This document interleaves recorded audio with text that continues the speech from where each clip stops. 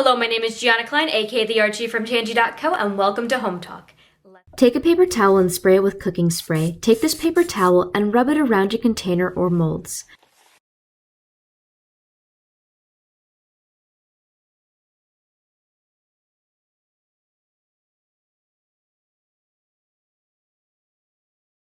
Take your powdered cement or plaster and put it off to the side.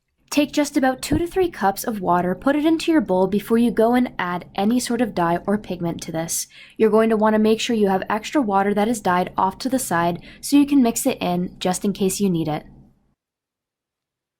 Powdered pigment is best to use since the color will be more vibrant, and as your stepping stone fully sets, the color will become brighter. Add pigment into your water and mix it.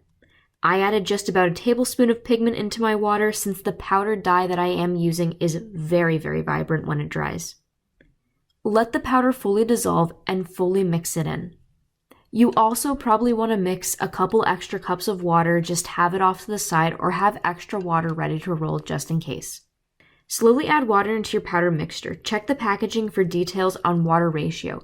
Keep in mind Quickrete along with also concretes like that normally measure in actual weight in comparison to cups or any sort of measurement like that. It can be kind of hard to determine exactly how much water you should be adding, but the consistency for both plaster and also Quickrete or concrete would be very similar. Make sure to wear gloves when you're doing this and also be in a very well ventilated area. You want the consistency to be pancake batter-like. So not very liquidy, but it should also still have some texture to it, but not be really, really solid or have large clumps. As you can see in this video, this is the consistency of what it should look like for both plaster along with also Quickrete. Once your Quickrete or plaster is fully mixed, scoop some into your mold and spread it around with your hand. Of course, do this with a gloved hand. Fill the container to about the 1/2 inch mark or higher. You don't want it thinner than just about 1/2 inch if you're going to actually step on these.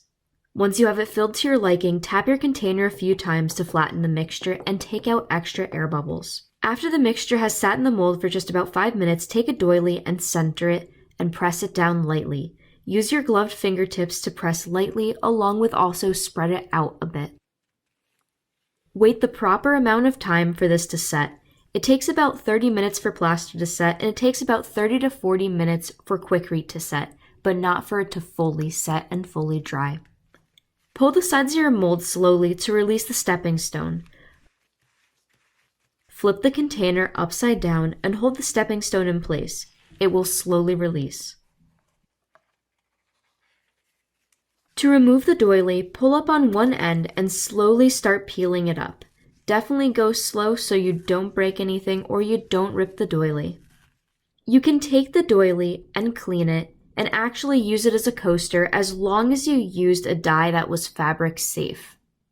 After your stepping stone is fully dry, which can take up to 48 hours, bring it outside and line them up. You may notice that the color has brightened up. Please note Portland cement can support a lot more weight than plaster can. If you are making plaster stepping stones, you're going to want to make sure that you seal them and also use them more so for decoration in comparison to going and stepping on them.